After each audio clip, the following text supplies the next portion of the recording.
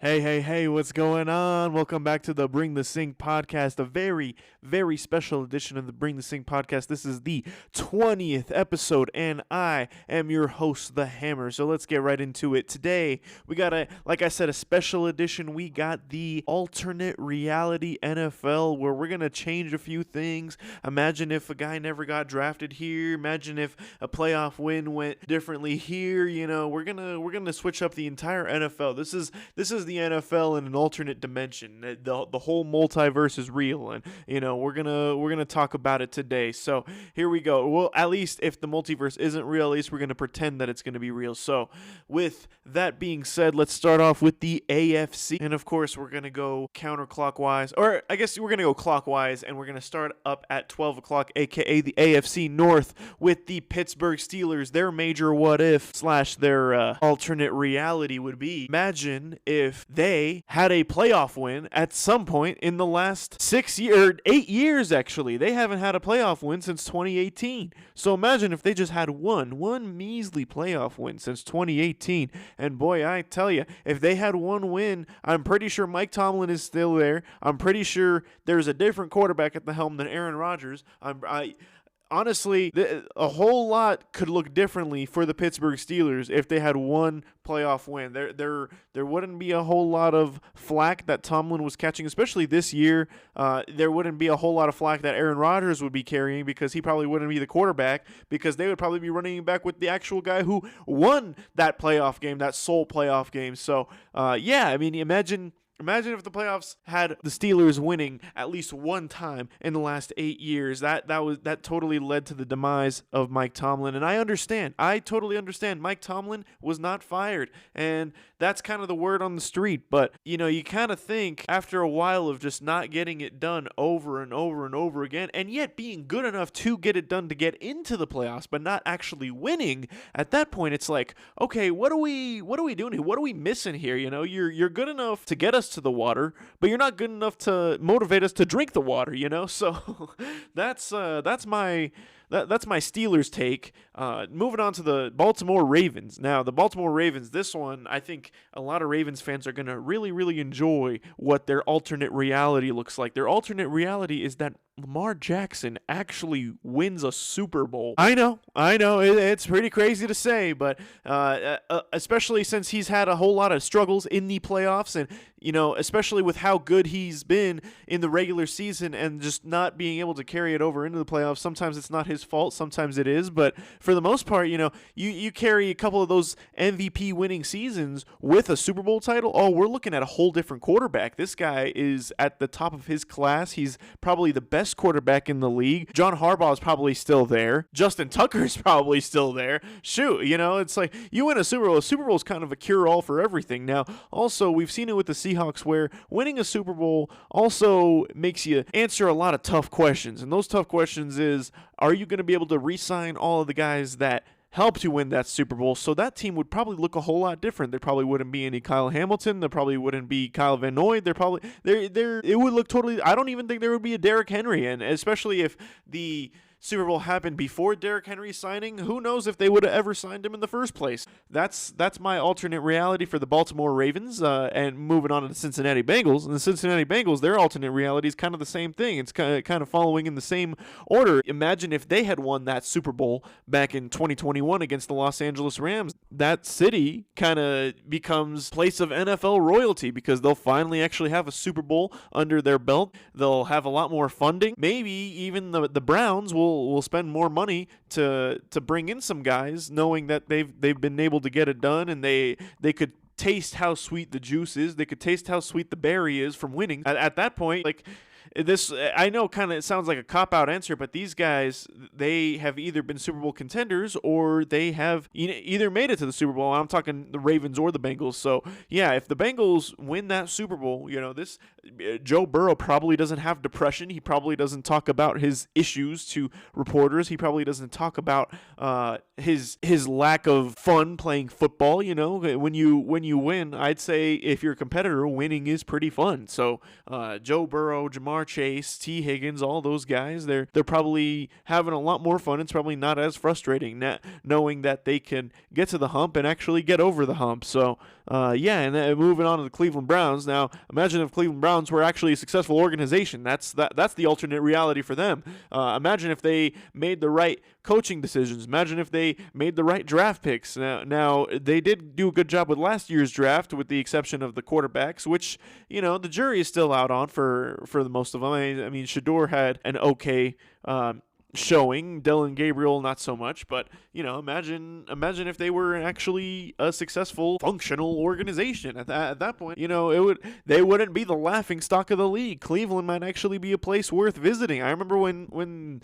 the Cavaliers won the NBA Finals back in 2016. Oh, what a time that was. They put Cleveland on the map. It was like anytime you heard somebody from Cleveland, you're like, oh, Bron, yeah, it's like it really paints that city into a better spotlight when you can actually win and you actually have something that you're known for. It's like, it's obviously in the Midwest and it's kind of shitty, and not a lot of people like going to Cleveland. I mean, as Joakim Noah once said, like, I don't know anybody who vacations in Cleveland, but if they win a Super Bowl, that could very well change. And honestly, a lot of it I feel like has to do with the uniforms. I know that kind of sounds weird, but those uniforms are so abysmal. They're so bad to the point where it's like, it's kind of almost synonymous with winning. You kind of just have to change up your color scheme. I know you're called the Browns, but you don't actually have to wear brown. Like, you can like orange and brown and white. Like, it's pitiful. It's like, how do you? It's like, you look good and you play good, but when you look bad, you're playing bad too. So. That concludes the AFC North. Now moving on clockwise, like I said, to the AFC East, so we're going to the Patriots. Now, New England Patriots, their alternate reality would be, what if Tom Brady never leaves? Tom Brady, if he never leaves, they probably don't draft Mac Jones. They probably don't draft Drake May, because they wouldn't be bad enough to get a high enough draft pick to draft Drake May. They probably could have won one more Super Bowl, depending on how Kraft and Bill Belichick were butting heads. It depends on how stable they were able to keep that relationship. But if Tom Brady never leaves, if he never goes to the Bucs and runs it back with the Bucs for 2-3 more seasons, then you get 2-3 more seasons of one of, if not the greatest quarterback of all time at the helm, mixed with one of, if not the greatest coach of all time, which still is absolutely bizarre that he wasn't a first ballot Hall of Famer. Like, what? I'm just going to get on the soapbox here and say, what more do you need to do? You get 6 Super Bowls. You get 6 total Super Bowl victories. You get a couple more as an assistant coach. 8 total Super Bowls. Story of the NFL as a whole cannot be written without you in various parts of that long, illustrious book, and yet you're not a first ballot Hall of Famer. Like, shame on the NFL for not electing him. So anyway, stepping off the soapbox, it's just this team would look so much different without that Tom Brady move. And honestly, maybe it's for better or for worse, because it looks like Drake May and Mike Vrabel have those boys right back on track. And that's another point. Imagine he sticks around, Tom Brady sticks around, Mike Vrabel's probably not there either way. So yeah, it's definitely pretty interesting. But the last throw that Tom Brady had ever thrown as a New England Patriot was a pick 6 in the playoffs against the Tennessee Titans against Mike Vrabel. So isn't that pretty bizarre? The time is a flat circle? So moving on, we got the Buffalo Bills. Now imagine the Buffalo Bills, if you will, they win any of those 4 straight Super Bowl losses that they accumulated in the early 90s. Imagine if they win any single one of those. The city of Buffalo, honestly, that changes the entire trajectory. Those fans probably aren't as diehard these days if they win at least one of those Super Bowls. They're probably not jumping through tables. They're probably not doing any of that, because at that point they actually won. They don't need to do any of that crazy stuff. It's like the Eagles fans. When they finally won a Super Bowl, they were burning down half the city. It's because they were dying, they were itching, they were edging for a Super Bowl. And if you can finally get over that hump, it's kind of relieving. It's like, okay, we can destroy half of our city. It's not like when Philly won the Super Bowl again. Back a couple of years ago against Kansas City Chiefs, they did not destroy the city like they did back in 2017. At that point, this would just look so much different. I know you guys probably thinking, oh, what if Josh Allen won a Super Bowl? There was also one I was thinking about where, what if they never traded that draft pick to the Kansas City Chiefs in order to get Keon Coleman in the second round, in which allowed the Kansas City Chiefs to get Xavier Worthy. But honestly, Xavier Worthy hasn't shown that much star power to really make me wonder about that either way. That doesn't really move the needle for me, if you will. So I know that move the needle thing has kind of been a good quote of mine so recently. But yeah, I mean, moving on to the Miami Dolphins now. Miami Dolphins. This I could go a number of different ways on this one, but imagine, if you will, an alternate reality where the Miami Dolphins never drafted Tua Tagovailoa in the first place, and they actually kept Brian Flores, and they were able to win games with either Ryan Fitzpatrick, or if they were able to tank successfully and trade for Tom Brady, and Stephen Ross actually looks like a genius. At that point, it could be a total change, total 180 flip for the Miami Dolphins and for that organization, because they actually have the longest drought without a playoff win. I think them and the New York Jets both have the longest. Actually, no, I think it's the Dolphins. The Dolphins have the highest longest drought without a playoff win. So you get Tom Brady down in Miami with those weapons, and Brian Flores, that legendary defensive head coach. It's like that's definitely a Super Bowl contender. You're at least getting one playoff win. Shoot, that's you're no longer the laughingstock of the playoffs at that point. It's every time I see that stat, and it's like 16 seasons or however much with the Dolphins not winning a single playoff game, or maybe even longer than that, it's like, wow, has it really been that long? Like, I truly can't remember the last time the Dolphins, in my recent memory, I don't think I have ever consciously watched in my life. Now, granted, I have been watching the NFL since 2005. I don't think I've ever consciously watched the Miami Dolphins winning a playoff game in the entirety of my NFL watching life. So that definitely puts it into perspective. Now, moving on to the New York Jets. This one could go a number of different ways, but I think what I'm going to do for this one is imagine if they actually wrote it out with Sam Darnold and they were actually patient, because clearly Sam Darnold, he's a winner. He just had to go to a place that he could win and that could actually help him win, and he wasn't actually seeing ghosts or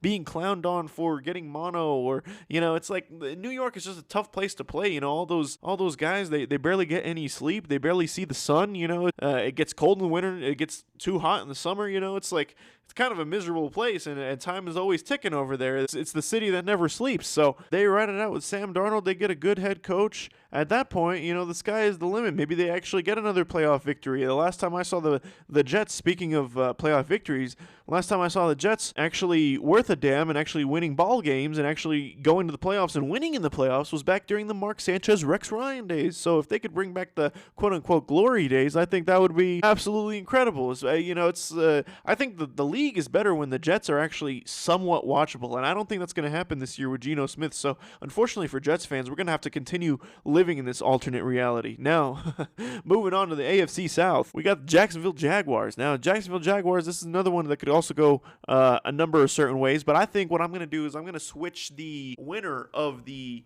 2018 AFC Championship game to the Jacksonville Jaguars, back when they had Blake Bortles and that monstrous defense, and then they would actually end up going up against Philadelphia. Now, as much of a great game as that Philadelphia-New England Super Bowl was, where Philadelphia and the Philly special thing happened, I think Jacksonville versus Philadelphia would have been just as good, if not better. And I know that's hard to believe, but that was one fantastic defense. Blake Bortles was fun to watch, and not because he was really good, but kind of the opposite. It's like you really never knew where that ball was going to go. It's like that's either a touchdown, an interception, or he's tucking it and running it for 30 yards. So if they don't call Miles Jack down, and the Jacksonville Jaguars actually secured the victory in New England in that AFC Championship game in 2017-2018, at that point, that really changes around the entire culture, that in the entire franchise. Maybe Jacksonville becomes a place that you can actually visit. It's like people really underestimate how much a winning football team or a winning sports culture does for the economy. I mean, just look at it in every single sport imaginable. It's like baseball, football, basketball. Like they really put these cities on the map when they win titles, man. It's pretty bizarre. So Yeah, moving on to the Houston Texans. Now, imagine if the Houston Texans, I don't know if the Houston Texans want to imagine this, but imagine if Houston Texans drafted Bryce Young instead of CJ Stroud. Now, I know that Bryce Young was taken before CJ Stroud, but imagine if that was the opposite case. Now, and when we get to Carolina, I might do the same thing, but if Carolina ends up taking CJ Stroud number 1 overall and the Houston Texans end up taking Bryce Young, or if they end up losing that last game of the season, week 18, and get that number 1 overall pick and then pick Bryce Young, at that point, it's, do we still see D'Amico Ryans in Houston? Do we still see the success that they've had, or lack thereof, because they've been wild card kings. They've been winning in the wild card round, but they have been losing in the divisional round of the playoffs. Every single road playoff game that they've had, they've lost, except for against the Steelers this past year, in which they were the 5 seed going up against the 4 seed on that Monday Night Football. But if they get Bryce Young, do they get better? Do they get worse? Or do they stay around the same? It's too many variables to think about at any given point. But maybe Bryce Young even develops faster or better with the Houston Texans than he did initially with Carolina. I know he kind of found his stride when Dave Canales came aboard, but if they get the right staff for Bryce Young, it's maybe, just maybe, I can't believe I'm saying this 2-3 years later, maybe Houston Texans are more dangerous at that point. So don't shoot me. I'm just the messenger. Anyways, moving on to the Indianapolis Colts. Imagine in an alternate reality, if you will, the Indianapolis Colts do not draft Anthony Richardson. I think that draft pick for Anthony Richardson, it doesn't even matter who they would end up drafting besides Anthony Richardson, but I just think that Anthony Richardson draft pick set them back so much and so far, and they're kind of finally picking up the pieces, and they got Daniel Jones under contract for the next couple of years for 2 years, $88 million or something. So I know last year was kind of weird for the Colts, where they started out super hot. It was like they were one of the best teams, if not the best team in the league, halfway through the season, and then a total utter collapse in the second half of the season because Daniel Jones got injured, and then they kind of got figured out, and they became one-dimensional, and they couldn't really run the RPO as much because Daniel Jones couldn't run on that broken knee or whatever he had. So it's just, yeah, if they never draft Anthony Richardson and they, try their luck with anybody else, maybe this rebuild that they have, maybe it goes a little more successfully to the point where they actually make the playoffs, actually win in the playoffs, and, do some damage. Now, moving on to the Tennessee Titans. There's not a whole lot that you can really say about the Tennessee Titans in recent memory. They've kind of been pretty unremarkable over these last few years, but I'm going to take you guys back to the Mike Vrabel days. Now, the Mike Vrabel days, he carried them to the 1 seed at one point, and this was with Ryan Tannehill and Derrick Henry and good defense, a good defensive coach.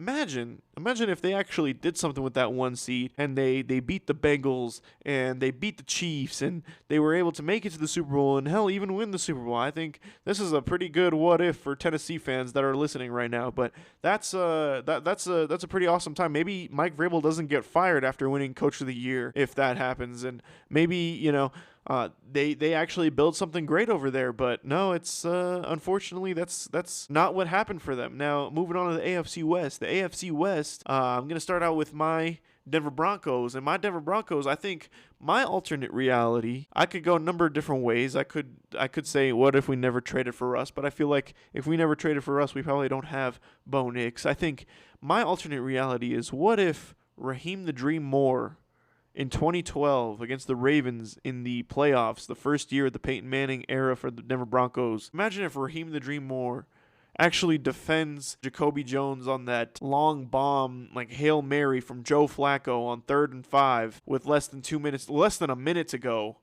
Imagine if he properly defends that and either intercepts it or bats it down and is able to secure the victory for the Denver Broncos to move on to play against New England Patriots in the next round in the AFC Championship game of the playoffs at home because they were in the number 1 seed. I am very, very, very, very confident the Broncos would have beat the Patriots at that point and moved on to play against San Francisco 49ers in the Super Bowl, and very well could have beaten the 49ers in the Super Bowl. That was a really good team. That was probably one of the best defenses that Peyton Manning had when he was actually a serviceable quarterback, when he was a great quarterback, I should say, because when he got through all those injuries, the plantar fasciitis and everything, and back in 2015, when we actually stacked up the defense and finally won the Super Bowl, he was tossing. It wasn't even ducks. He wasn't tossing ducks, man. He was tossing little chiclets. He was like,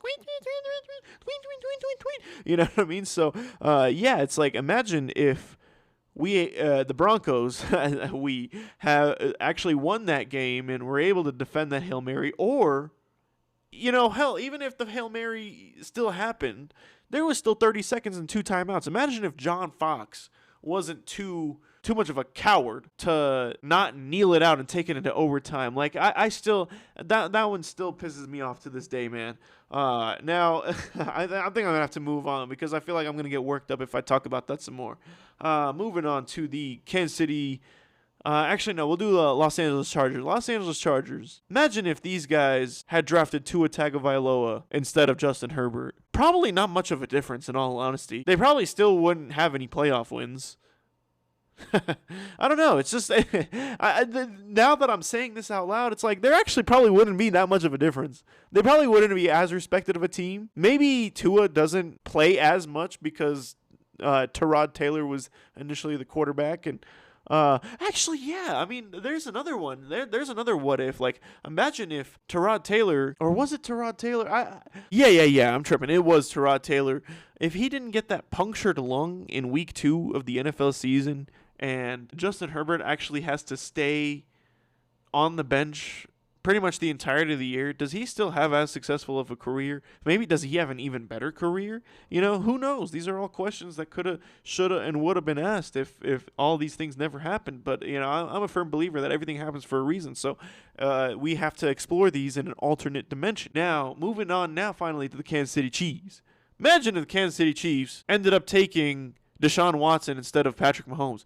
Patrick Mahomes was taken number 10 overall in the 2017 draft, and Deshaun Watson was taken, I think, number 12 overall. So if they had flipped and they took Deshaun Watson, do they still win 3 Super Bowls or 4 Super Bowls or however? Yeah, 3 Super Bowls.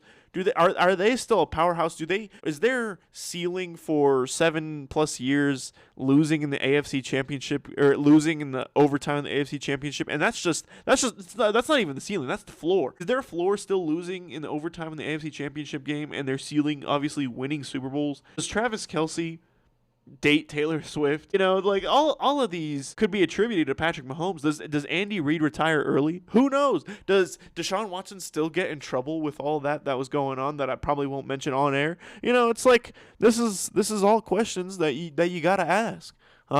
Moving on to the Las Vegas Raiders. Now, the Las Vegas Raiders, imagine if they never moved to Las Vegas, they stayed in Oakland. Honestly, wouldn't really make much of a difference, but it is kind of crazy to keep correcting myself and say Las Vegas instead of Oakland.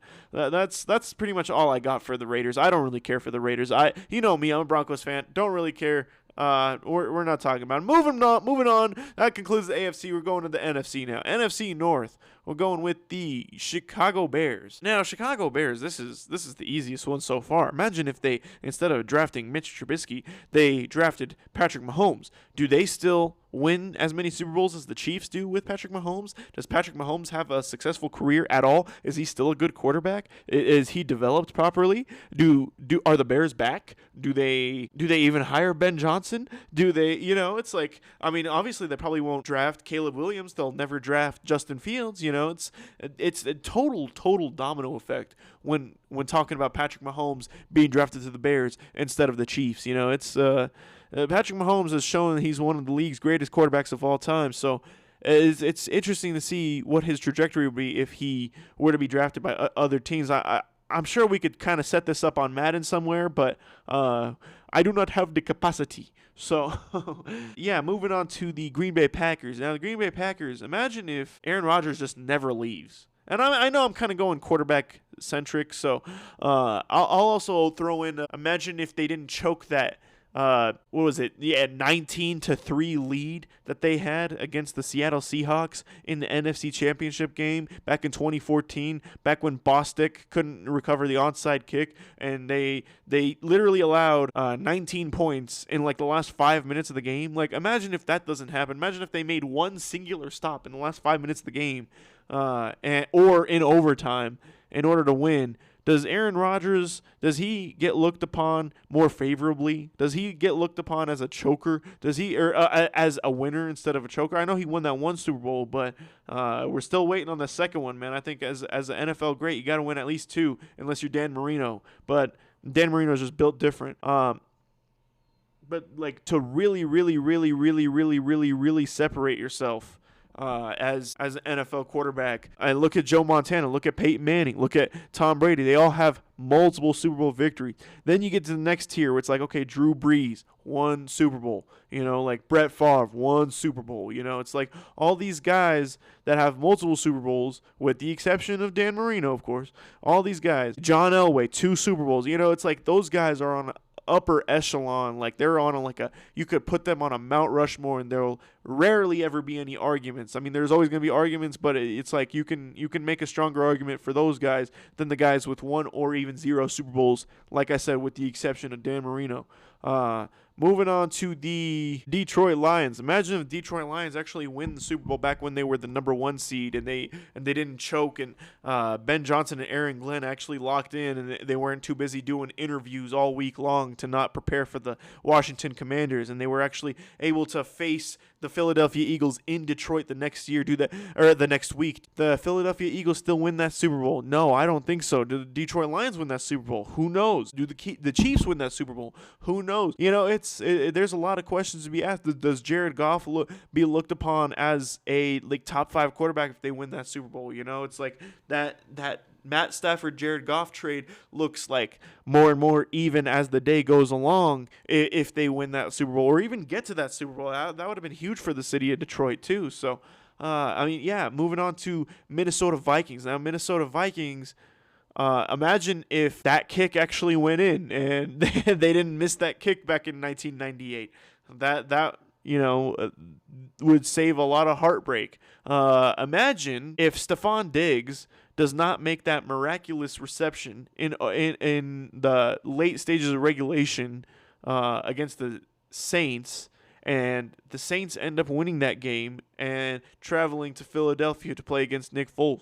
Does Drew Brees have another Super Bowl? Do we finally get a Drew Brees-Brady Super Bowl that we've been robbed of for years and years and years? Does Kirk Cousins still get paid? Does Stephon Diggs still get paid as much as he's gotten paid? You know, it's crazy. Does Stephon Diggs still get in as much trouble as he's been getting into? You know, it's crazy. You know, so it's definitely this was a good division. Now that I'm thinking about it, I'm like, wow, all of these teams are actually I look upon pretty favorably. You know, now yeah, moving on to the NFC East, we got the Philadelphia Eagles. Now their what if is obviously what if in an alternate universe James Bradbury never gets called for that pass interference / holding penalty in the last 2 minutes of that Super Bowl against the Kansas City Chiefs, in which they lost the first, that first Eagles-Chiefs Super Bowl. I'm not talking about the second one where they absolutely pounded them, but that first one. Because if they end up winning that Super Bowl or going into overtime and of course winning that Super Bowl, I don't think they pummel the Chiefs in the following Super Bowl 2 years later like they did if they actually win that first Super Bowl, because they're not going to have that idea of revenge. They're not going to, obviously I'm just pulling things out of my butt here, but they're not really going to have that motivation factor like these guys already beat us. Let's give them a taste of their own medicine. No, do they even stack the deck on the defensive side of the ball? Does Howie start building up that team, that GM? So it's interesting. There's a lot of things, there's a lot of nuances, a lot of dominoes that could fall that have never fallen or have fallen and you didn't even think about, that really changes the whole trajectory of history, and not just NFL history, but just human history in general. Now moving on to the Dallas Cowboys. Now, Dallas Cowboys, imagine, there's so many different paths I can go under with this one, but imagine Dallas Cowboys in an alternate reality have a competent GM and Jerry Jones actually minds his own business and just stays back and lets the actual GM and the president of football operations, all these guys, actually do their jobs, do we see a good or a great Cowboys team? Do we see a contending Cowboys team? Do we see a team that could win and, a more confident team and a team that actually makes moves in the offseason, a team that has great draft picks, a team that signs Derrick Henry in the offseason when he's a free agent or trades for Saquon or signs Saquon Barkley in free agency, Who knows? It's do they still trade away Micah Parsons for a couple of first rounders from Green Bay? Who knows? These are all the questions that could. Oh, and it goes as far back as like, does Bill Parcells still retire? Does he still step away from coaching? Does Tony Romo have a better career? Like, all of these questions arise from the fact that Jerry Jones has kept the position that he's had.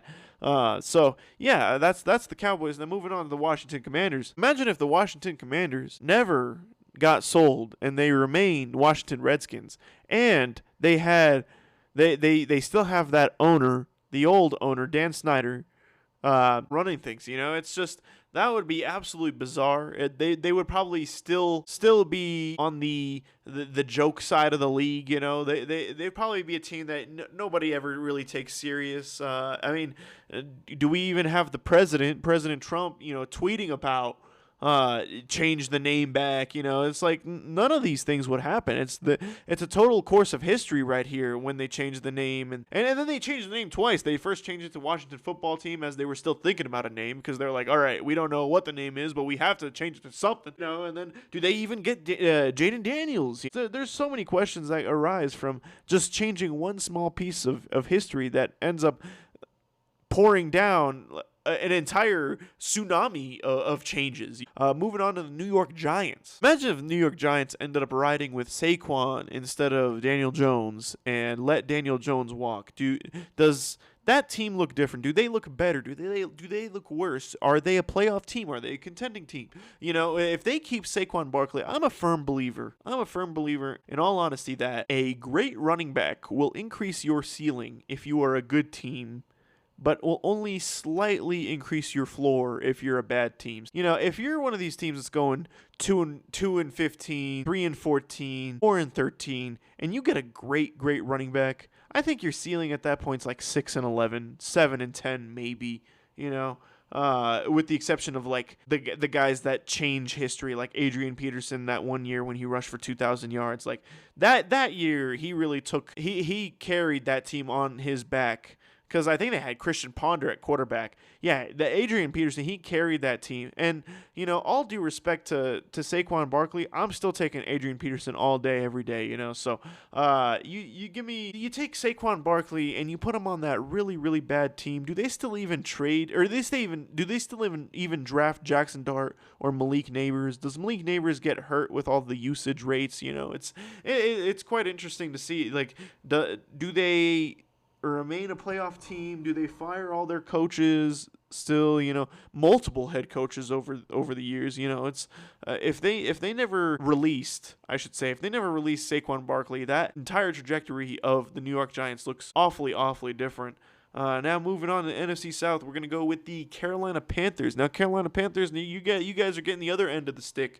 Imagine you guys drafted C.J. Stroud #1 overall instead of drafting Bryce Young #1 overall. That would be pretty bizarre, because I feel like the rookie year CJ Stroud was something else, man. He was incredible. He was making throws that I could only dream of making, or that my quarterback at the time could only dream of making. It was I've never seen a rookie season like that. Like besides Andrew Luck, it was dominant. It was awesome. It was so fun to watch. My Broncos weren't doing anything at the time, so I was like, whenever the Broncos weren't playing, I was like, hey, let me turn on the Texans. Let's see what they got going on. Let's see what the young guy going on. So, you see him going to Carolina and doing that in Carolina. Do they actually start selling tickets? Are the tickets more expensive than $2 a pop? Does the rebuild quicken, or does it slow? Do they still get Dave Canales? Does David Tepper get a little bit of an ego for picking the right guy? There are a lot of questions that could be answered.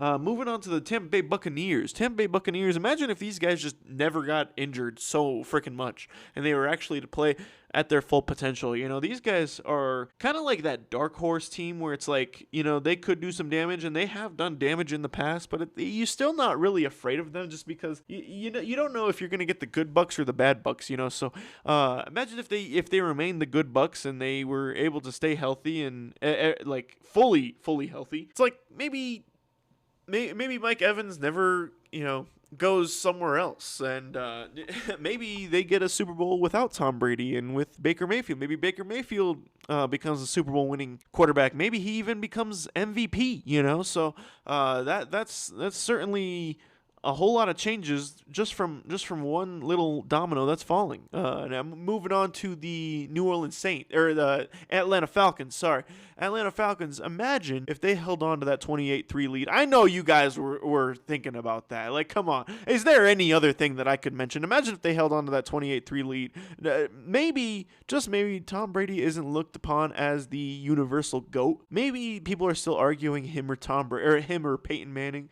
because at least both of them got blown out in the Super Bowl. But no, Tom Brady had to freaking blow out everybody. They had to win almost every Super Bowl unless it was against Eli or Nick Foles. It's like, come on, man. You guys had 25 points and you did literally everything possible, everything wrong that you could possibly have done in order to relinquish or fumble away that Lombardi trophy. So that's all I got for Atlanta Falcons. Now moving on to the New Orleans Saints. New Orleans Saints, imagine if they never got caught for Bountygate.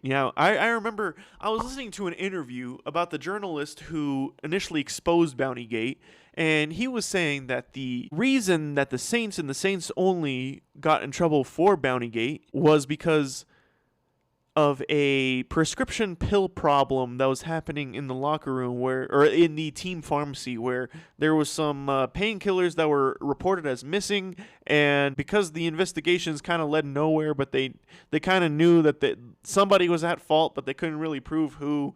They needed to nail the Saints on something, because apparently there was quite a few teams in this Bountygate era that were having or employing similar systems to the Bountygate system. Now, the tapes, they're not really all that damning either. I've listened to the tapes too, and it's like, you gotta strike high, or apparently like Greg Williams was like swishing his fingers back and forth, kind of making like little like Johnny Manziel money signs and stuff like that. It's like, well, it looks bad, but when everybody's doing it, it's like maybe that's just the culture, and these guys were the ones that took the fall and had to change that culture for everybody. So imagine if that never gets changed. Sean Payton never becomes disgraced. He just kind of, he's one of those guys that he's kind of a douche, but it's like when he's on your team, it's like, I like this douchebag, So yeah, that's it for the NFC South. Now moving on to the NFC West, we got the Seattle Seahawks, and oh my goodness, this is you guys know where I'm going with this one. Like before I even talk about where I'm going with this one, I'm just gonna give you guys a couple of seconds to guess. 1, 2, all right, you're done.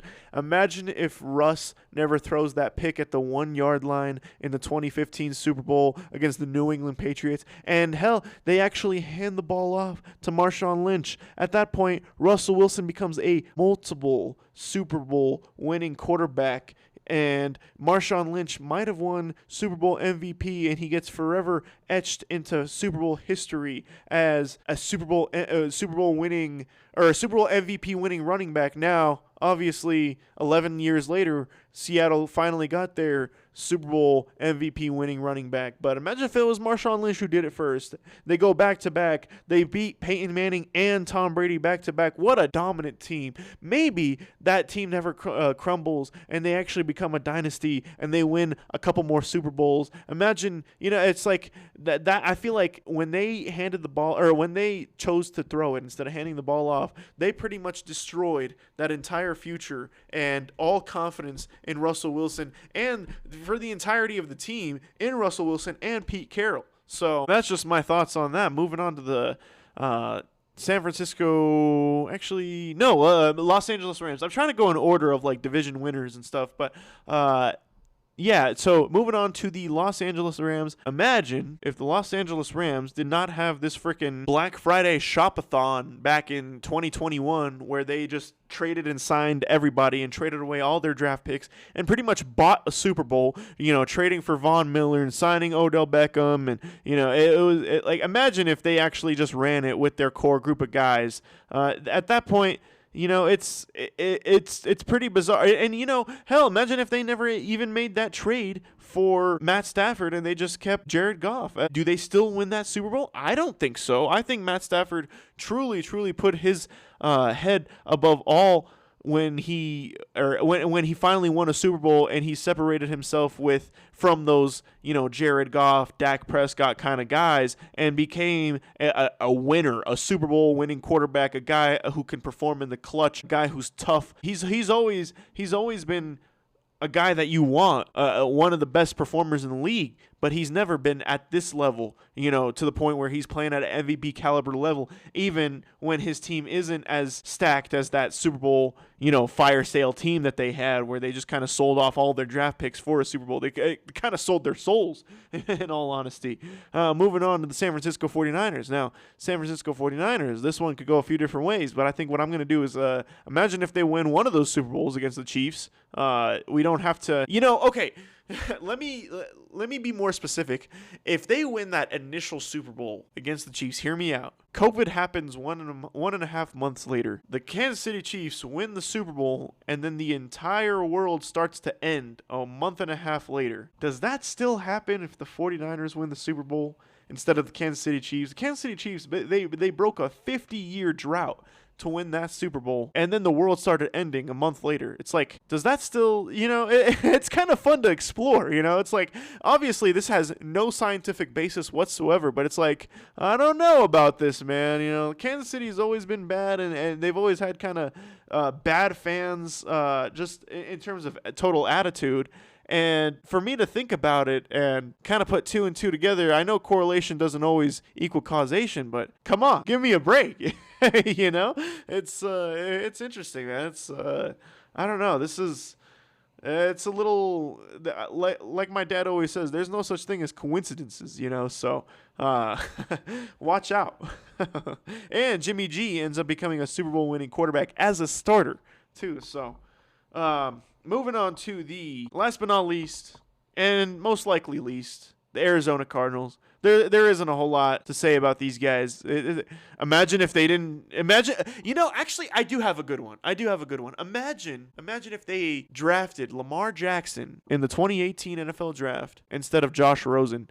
Anytime I see the 2018 quarterback draft class, it's like, wow, Baker Mayfield, pretty solid pro. Wow, Sam Darnold, Super Bowl winner. Wow, Josh Allen, MVP winner. Wow, Lamar Jackson, MVP winner. Josh Rosen, real estate agent. It's like one of these is not like the other, So, Arizona Cardinals, if they draft Lamar Jackson, that team is a whole hell of a lot funner to watch, and they probably don't draft Kyler Murray in the following year. And Kyler Murray, I know he was the talk of the town in that draft class the next year, to the point where they're like, we don't want to roll with our number one or with their first round draft pick the previous year, so let's just kick them to the curb and try and draft Kyler Murray because he's so freaking good and he's good at multiple sports. Well, Kyler Murray, newsflash guys, is not Lamar Jackson. Lamar Jackson, multiple time MVP winner.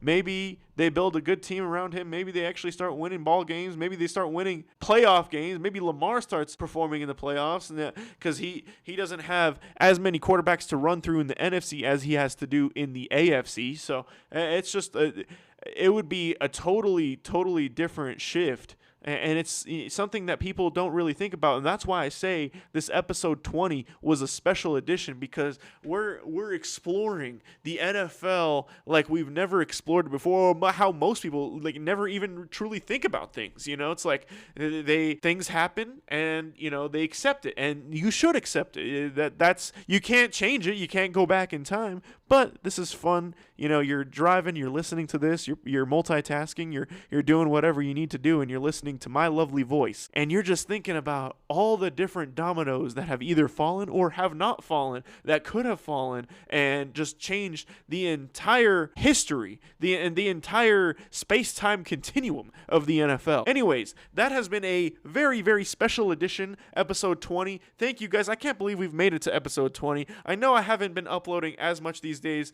I don't want to keep coming to you guys with excuses. I have a lot of family in town. Work has been pretty busy. I've even been working on the weekends. I'm mostly when I first started this job, we've been doing Monday through Fridays, but now we're doing it on the weekends too, and I get like weird days off, like Wednesdays and Fridays and stuff like that. So I'm just work with me. I'll work with you guys, and I'll be continuing to make better and better content as the weeks go along. So thank you guys, and I promise I don't like to make a whole lot of promises because I don't want to write checks that I can't cash, but I promise you guys, once football season starts rolling around, once the draft starts rolling around, once training camp and all that starts rolling around, there will be a whole lot more to talk about.